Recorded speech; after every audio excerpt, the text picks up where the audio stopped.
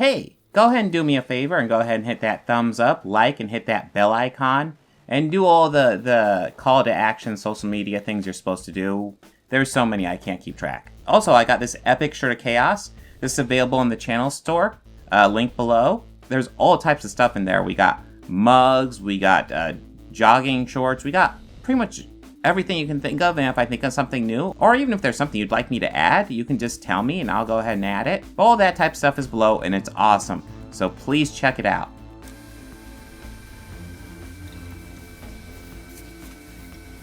So, his reactions are largely pretty bad. This organized chaos video is brought to you by Gems Art Studio.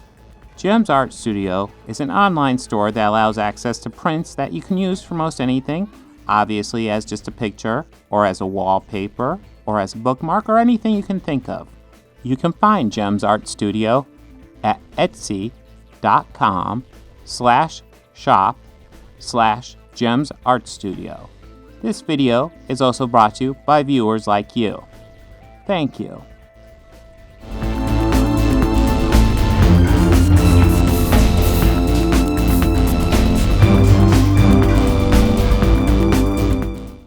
In July of last year, I released a video discussing all that was known about the Joss Whedon situation at that time. In COVID time, that was roughly 200 years ago.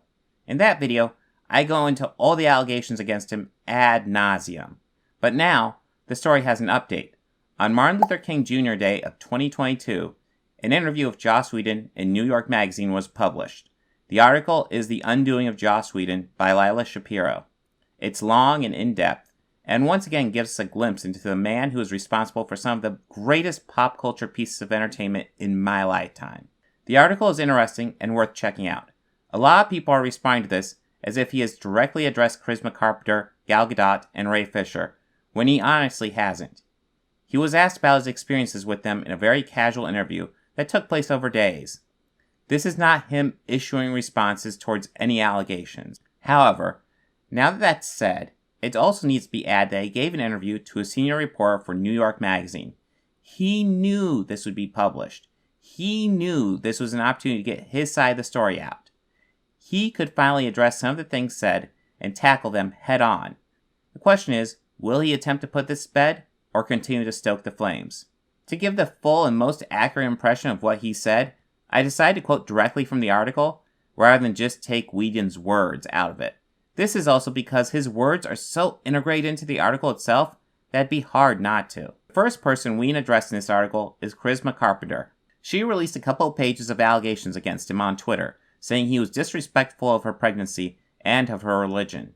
In her words, he has a history of being casually cruel. According to this article, he had some regrets about how he spoke with Carpenter after learning she was pregnant.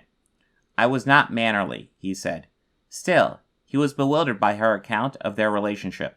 "Most of my experiences with Charisma were delightful and charming. She struggled sometimes with her lines, but nobody could hit a punchline harder than her. I asked if he called her fat when she was pregnant. I did not call her fat," he quickly replied. "Of course I didn't." One of the more minor allegations against Whedon came from Gal Gadot, who said they did not get along during the Justice League reshoots. According to her, he threatened her career and told her that he was the writer and he can make her sound stupid if he wants. According to this article, by Whedon's account, Gal Gadot, who played Wonder Woman, suggested he, the director of the highest-grossing superhero movie of all time, didn't understand how superhero movies worked. At one point, Whedon paused the shoot and, according to a crew member, announced that he had never worked with a ruder group of people. The actors fell silent. A bit later, it goes back to Gadot. Gadot didn't care for Whedon's style either. Last year, she told reporters Whedon threatened her and said he would make her career miserable. Whedon told me he did no such thing. "I don't threaten people. Who does that?" He concluded she had misunderstood him. English is not her first language, and I tend to be annoyingly flowery in my speech. He recalled arguing over a scene she wanted to cut. He told her jokingly that if she wanted to get rid of it, she would have to tie him to a railroad track and do it over his dead body.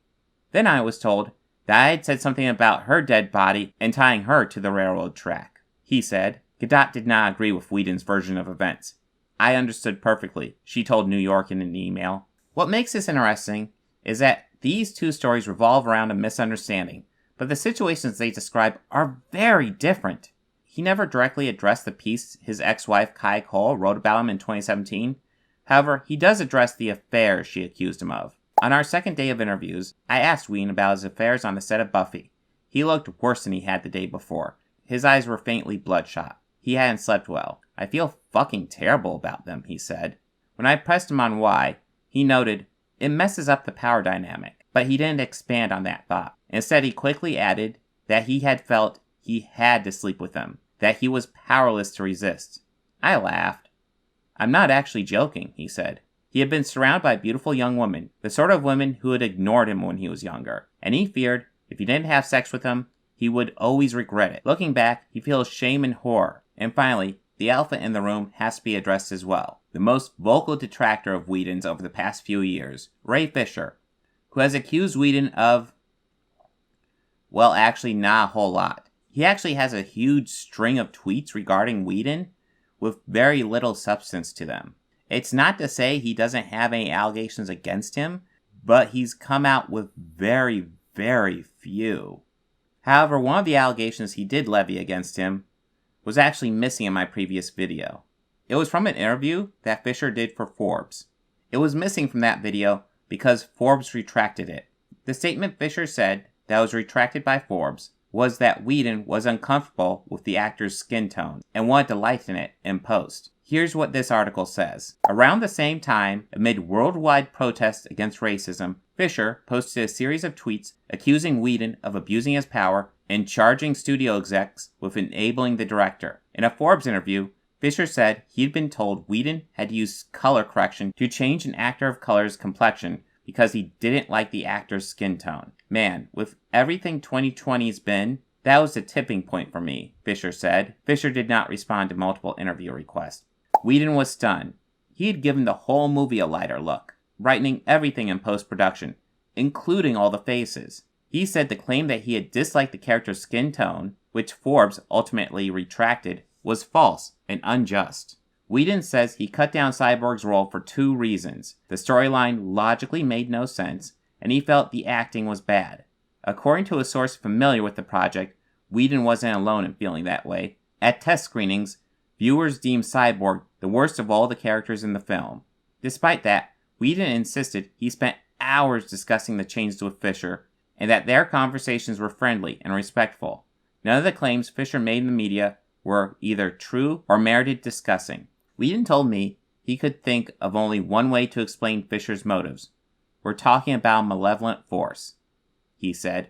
We're talking about a bad actor, in both senses. So, his reactions are largely pretty bad. He clearly feels attacked by these people, which he was, but rather than take his silence and figure out how to de-escalate things and move on, he seems to prefer throwing some more shade and continuing the argument. He could even have largely said the same things. What if he had said this in concerns to Gal Gadot? I think there was a misunderstanding. I never intended to threaten her career in any way. Perhaps I said something in jest that was misunderstood, or in frustration that I simply didn't mean. But I apologize for that. It was a stressful set, and we were all placed in a situation we were unhappy with, and since I was the one in charge, I failed to make things better, and that's on me. In regards to Ray Fisher, I was under a mandate to cut down an over 3-hour movie to no more than 2 hours, plus add new stuff to bring it in line with my style. Sadly, some stuff had to get cut. Cyborg is easily the least popular member of the League, and therefore the most logical to cut. It was a very similar situation that Hawkeye had in the original Avengers. I had discussed this with Ray, but clearly those conversations didn't go as well as I thought. He is clearly upset by what happened, and being the guy in charge of the set that time brings responsibility back to me, and I once again apologize. And in regards to Charisma Carpenter, I fucked up. I let my ego get the better of me, and I was a jerk. And I am sorry. Those responses say the same things Whedon said in his interview, but in a much more introspective tone. They are meant to de-escalate the stresses happening. It's what a good leader does. Not only that, they help everyone involved in the situation move on from the mess. This continued fighting is helping no one. he seems far more interested in redirecting blame than actually taking any. Thinking of how much better this could have gone reminds me of another situation. It's one of the best examples on how to handle conflict and messing up. And it came out back in 2009. Remember Christian Bale's blow up on the set of Terminator Salvation? I want you off the fucking set, you prick! I'm sorry. No, don't just be sorry. Think for 1 fucking second. The fuck are you doing? Are you professional or not? Yes, I am. Do I fucking walk around and rip that? No, shut the fuck up, Bruce. Do I want? No! No! Don't shut me up. Am I gonna walk around and rip your fucking lights down in the middle of a scene? Then why the fuck are you walking right through? Da-da-da-da, like this in the background. What the fuck is it with you? What don't you fucking understand? You got any fucking idea about, hey, it's fucking distracting having somebody walking up behind Bryce in the middle of the fucking scene? Give me a fucking answer. What don't you get about it? I was looking at the light. Oh, good for you. And how was it? I hope it was fucking good because it's useless now, isn't it?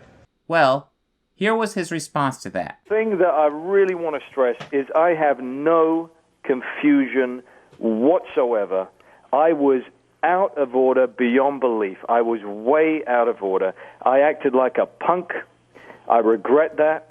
And there is nobody that has heard that tape that is hit harder by it than me. Aww. So I make no excuses for it. It is inexcusable. And I hope that that is absolutely clear. How long was it before you've talked to the DP now? Oh, listen. I've not only talked with him. We have resolved this completely. That very day, Oh, wow. we kept working for a number of hours. Listen, when I'm saying I'm not coming back on that set if he's still hired, you know what? It's hot air. I don't believe that. Right. I have no intention of getting anybody fired. I absolutely believe in Shane's capability. He's done a wonderful job on that movie. We not only kept working that day, we worked together for at least a month after that, every single day. We saw each other 2 weeks back, and we worked together then. Everything is resolved between us. There is no problem whatsoever. Is it He's weird? done a great job with it, and I really want through this that in case anybody has considered he's not doing a great job, I want everyone to know I've seen a rough cut of the movie. It looks fantastic, and he has done a wonderful professional job, and I don't want anyone to have a misunderstanding about that. And that response didn't come after years of this happening and being talked about. It took him about a week to respond. And now no one talks about it. Because he made it clear that he fucked up, and he was in the wrong, and he intends to do better in the future. Whedon could have handled this so much better and allowed everyone to move on from this. But he didn't. It takes me back to my conclusion at the end of the last Joss Whedon video. As a leader in production, it's part of his job not to let those stresses bleed through to the people under him. As I've said before, it simply seems as though Whedon doesn't handle stress or awkwardness well and manages to make things worse instead of better. Instead of conversing with people and explaining himself when he does poorly or attempting to break tensions, he appears to shut down and openly mock them or threaten them. Exactly the opposite of what he should be doing. It's worth noting that Fisher, one of the most outspoken critics of Whedon, seems to have changed his rhetoric towards Whedon in his later tweets, seemingly to point out how it seems as though Warner is trying to use him as a scapegoat to protect what might very well be a very toxic culture at the company. So no, he's not a monster, but he is a dysfunctional person when unhappy, which honestly we all are. But rather than try to make up for his bad behavior, he just seems to make things worse. So at the end of the day, the conclusion seems to be nothing more than Whedon is a giant jerk, and perhaps a giant jerk who is being thrown under the bus to protect those more powerful than him from similar, if not greater, abuses. And it seems clear the real question we have to ask ourselves is why are these people capable of just acting horribly and being elevated in our society? Whedon is a brilliant storyteller. I am literally a fan of everything he has ever done, save Justice League. A project I don't really blame him for. That was clearly WB messing with something in an urgent desire to make a quick buck. The reason why most of this stayed him for so long is because it's clear no one was happy doing the Justice League reshoots. According to this article, that year, Whedon took a job doing rewrites for the Warner Brothers film Justice League, a DC property directed by Zack Snyder. For two white men in their 50s making comic book flicks, he and Snyder could hardly have been less creatively or philosophically aligned. While Whedon's superhero epics were leavened by irony and wordplay, Snyder's were brooding and self-important, with a visual style that combined the artificiality of a video game with the fascist aesthetic of a Leni Riefenstahl production. Snyder's fans were every bit as ardent as Whedon's had been, but his previous effort, Batman v Superman, had faltered at the box office and offended critics, with A.O. Scott going so far as to assert that Snyder and his corporate backers had no evident motive to produce such a joyless spectacle of power beyond their own aggrandizement. Now those backers were concerned about how their new venture was shaping up. An early screening did not reassure them. They asked me to fix it, and I thought I could help. Whedon told me he now regards this decision as one of the biggest regrets of his life. At first, the studio executives told Whedon his power would be restricted to writing and advising, but it soon became clear to Whedon they had lost faith in Snyder's vision and wanted him to take full control. A representative for Warner Brothers denied this. Snyder has publicly stated he left the project to spend time with his family. His daughter had died by suicide 2 months earlier. Whedon, now installed in the director's chair, oversaw nearly 40 days of reshoots, a complicated and laborious undertaking. From the start, things were tense between him and the stars. It wasn't just that he wanted to impose a whole new vision on their work. He introduced an entirely different style of management. Snyder had given the actors exceptional license with the script, encouraging them to ad-lib dialogue. Whedon expected them to say their lines as he had written them. That didn't go down well, one crew member told me. So the cast and crew involved with the Justice League reshoots got the worst of Whedon. They were unhappy to be working with someone so different, and he was unhappy to be given an impossible task that was doomed to fail. So he was a jerk on that set. No one was at their best, it seems, but Whedon, as the leader, needed to do what he could to make conditions better. But instead, he made it worse.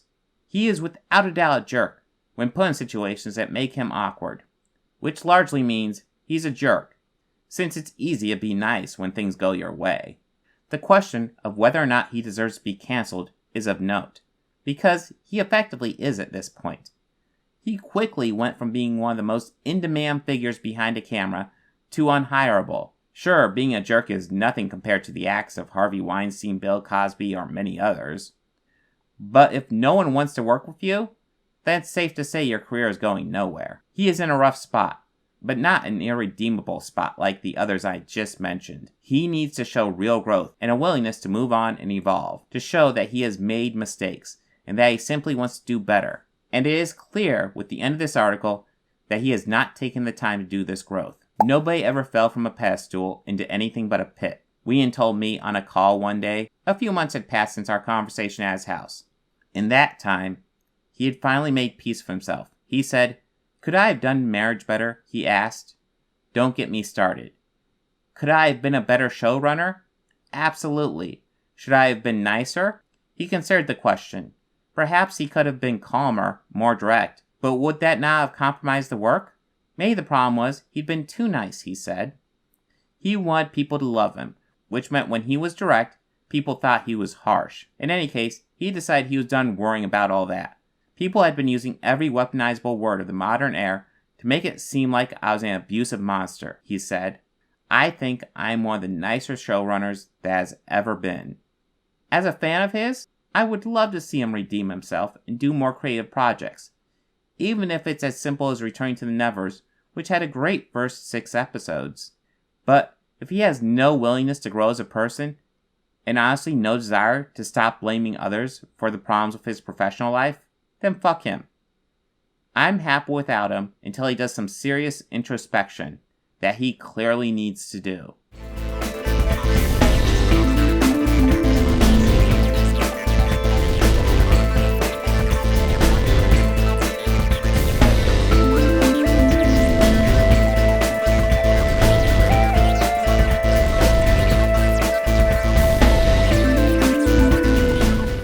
They think order and chaos are somehow opposites and Try to control what won't be. I used to fuck guys like you in prison.